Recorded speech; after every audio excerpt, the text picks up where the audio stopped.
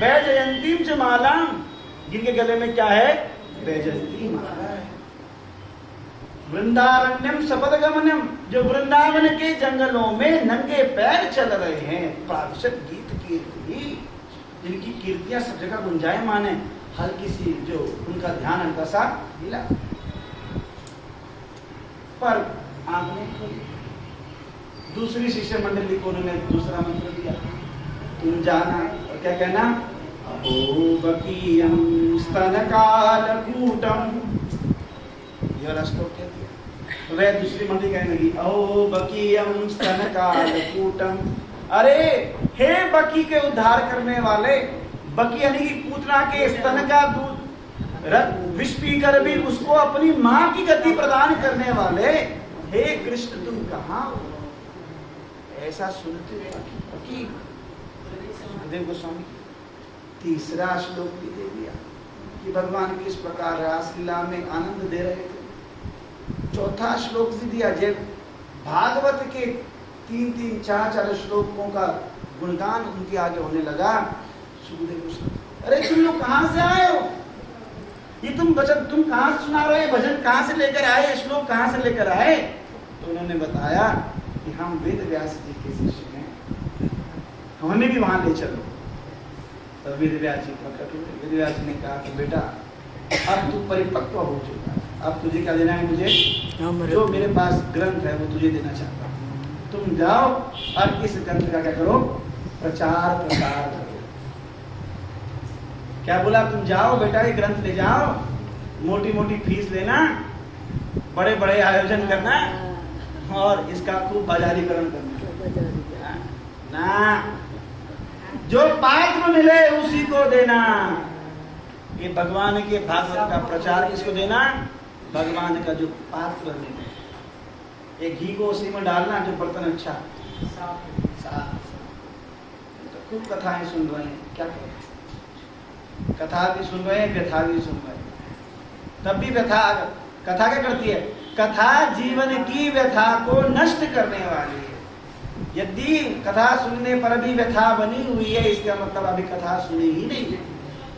जो संसार की व्यथा को नष्ट कर दे उसी का नाम है कथा। से तो माँ के कौबे की कथा को ही बे से कथा भाविले आर की चाली वे विपौदे संपौदे राखी वे जे पौधे से पौधे के नो भावे ना।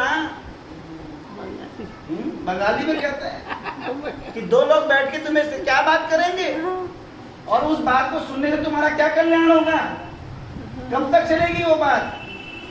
विपत्ति और संपत्ति में जो तुम्हारी रक्षा नहीं कर सकता और जो तुम्हारी रक्षा करता है उसकी कथा तुम्हें क्यों नहीं भाती? विपत्ति में कौन रक्षा करता है? भगवान। संपत्ति देने वाला कौन है? भगवान। तो भगवान की ही चर्चा क्यों ना की जाए?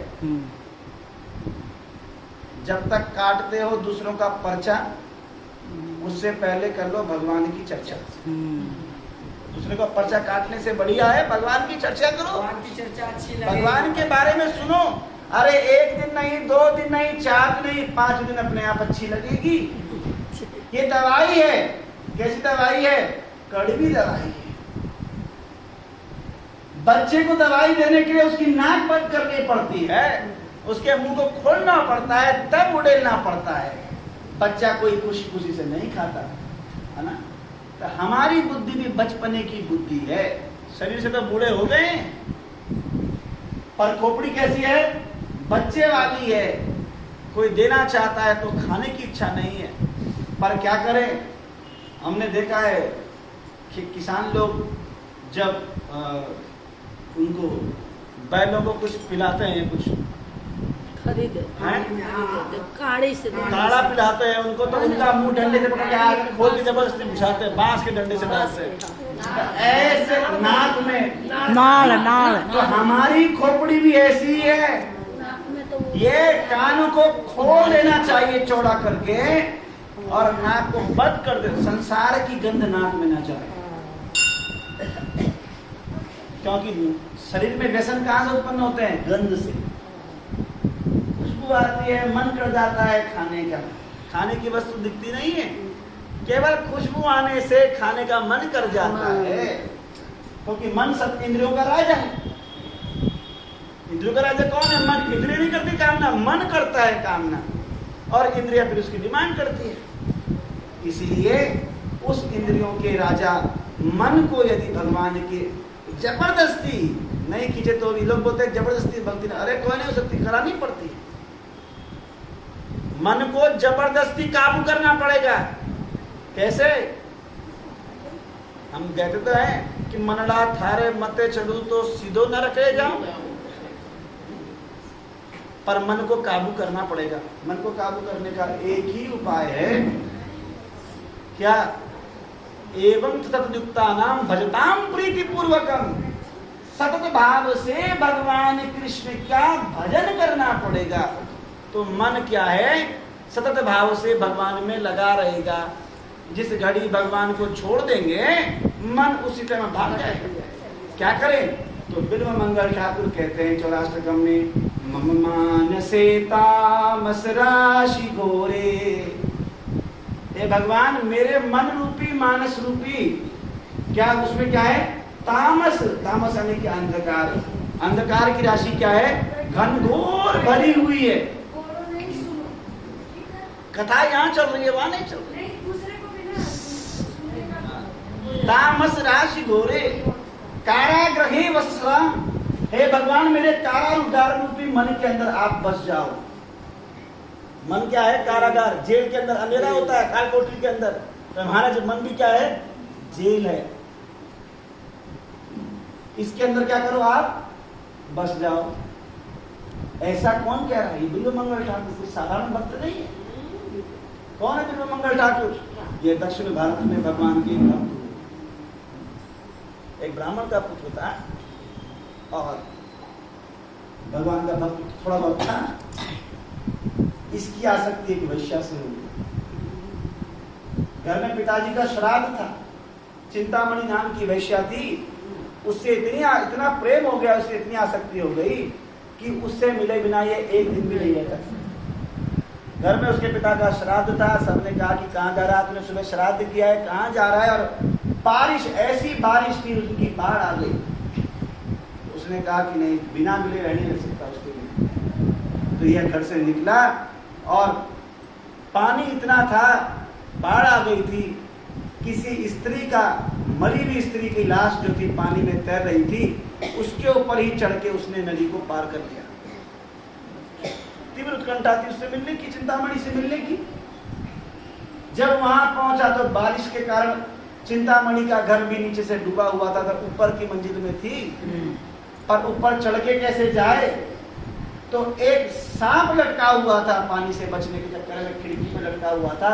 वह उस सांप पर चढ़कर उसकी खिड़की में पहुंच गया। चिंतामणि वैश्या ने कहा कि तू यहाँ कैसे पहुंचा? इतनी बारिश में, इतनी बाढ़ में कैसे पहुंचा? नाव भी नहीं थी, कैसे आया? बोला मैं तो एक लाश के ऊपर चढ़कर आ गया। अरे ऊपर कैसे आया? बोला रस्सी। बोला रस्सी कहाँ है? बोला अरे रस्सी देखा, रस्सी तो सांप था, उसको चढ़ गया तू। अरे मूर्ख व्यक्ति, इतनी उत्कंठा से अगर तूने कृष्ण का भजन किया होता तो कृष्ण तुझे मिल गए होते। यह सुनते ही उसकी खोपड़ी जाग गई और तुरंत वहां से निकल गया, घर बार का त्याग कर दिया और एक कोने में बैठकर कृष्ण कृष्ण कृष्ण कृष्ण कृष्ण कृष्ण कृष्ण भजन करने लगा। इतना भजन करने लगा कि अब ये केवल भिक्षा मांग कर खाता। और क्या करें? वासनाएं जीवन में छोड़ती है इतनी आसानी से। एक दिन नगर में गया भिक्षा मांगने के लिए, तो एक सेठ की जो पत्नी थी वो बहुत सुंदर थी।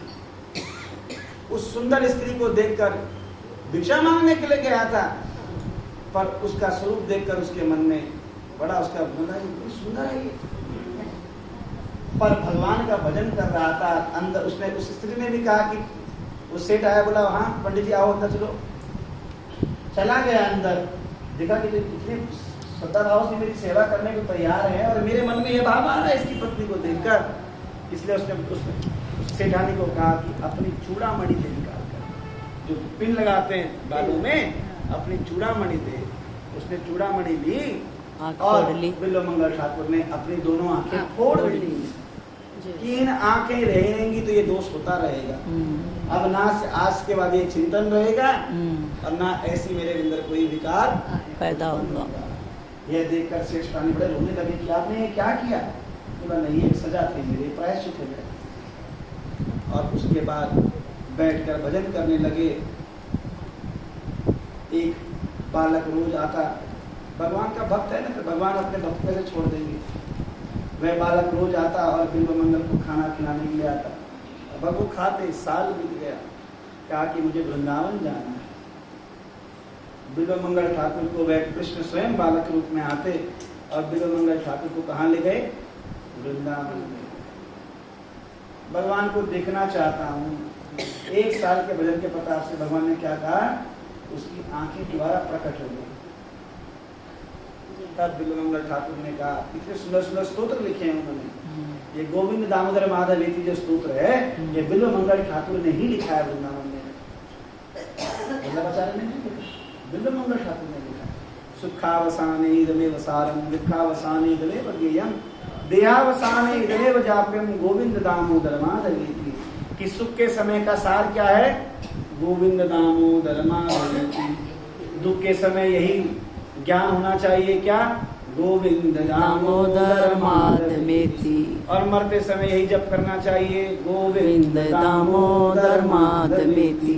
तीनों नाम का बहुत महत्व है, गोविंद, दामोदर और माधव। गोविंद मतलब क्या है? गो मतलब इंद्रियां, इंद्रियां।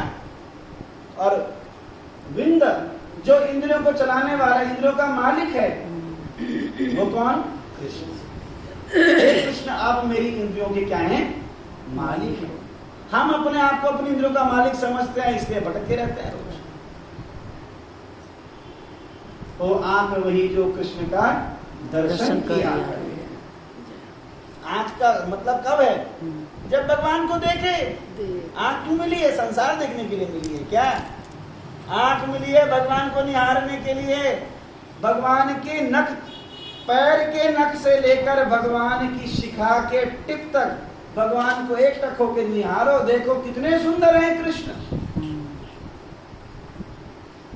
अगर कोई उनके पैरों पर भी अटक जाए तो ऊपर नहीं जाने की इच्छा करेगा, क्योंकि पैर ही इतने सुंदर हैं। चरण कमल पर बारी जाऊं, मोहन मदन मुरारी। क्योंकि चरण में इतने चिन्ह हैं भगवान के। अक्रूर जी ने भगवान का मुख थोड़ी ना देखा था, किससे पहचाना भगवान को? चरण चिन्ह देखकर पहचान गए कि यह चरण किसके हैं? कृष्ण और बलराम के हैं। शक्ल नहीं देखी और कभी देखा भी नहीं था कृष्ण बलराम को। कृष्ण बलराम को 7 वर्ष के हो गए हैं, बड़े बड़े हो गए। लेने के लिए पहुंचे कहां? मथुरा से कहां गए? वृंदावन। और जब वृंदावन की सीमा पर आए तो क्या देखा? गाय को चराकर लौटे हुए कृष्ण के और बलराम के चरण चिन्ह धूल के ऊपर पड़े हुए थे। भगवान चलते हैं तो फुट इंप्रेशन पड़ता है, तो वो चरण चिन्ह से पहचान गए कृष्ण के चरण चिन्ह है, ये बलराम जी के चरण चिन्ह है। और अपने रथ से कूद गए नीचे, उतरे नहीं, कूद गए। उतरना होता है, आराम से उतरे आदमी।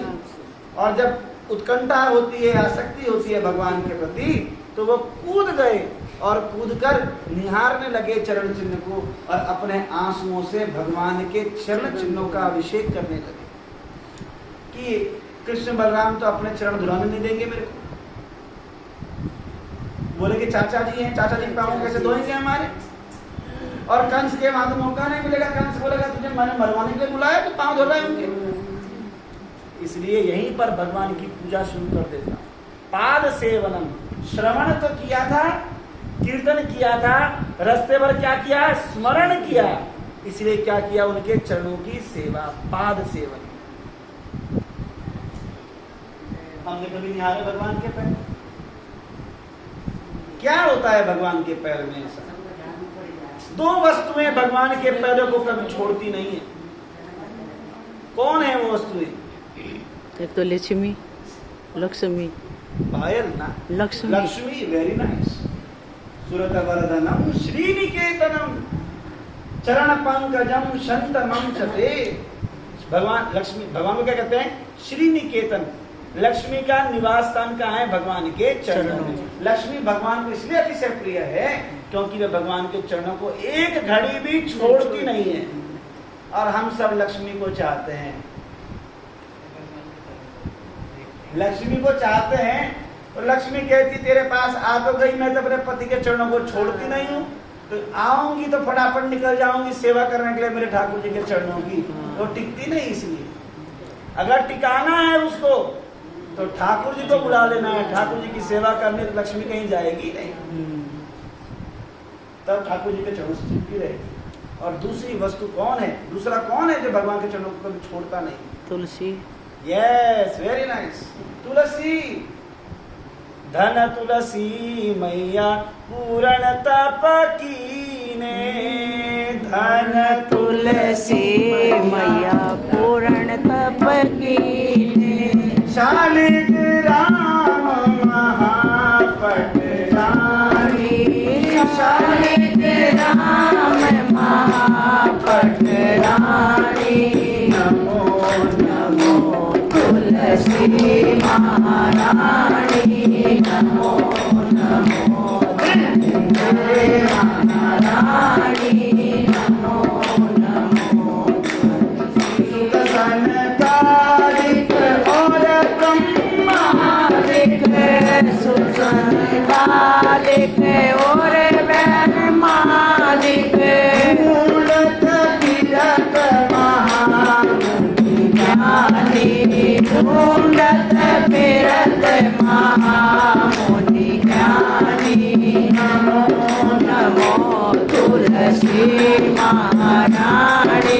नमो नमो तुलसी पटरानी। नमो नमो। अरे धन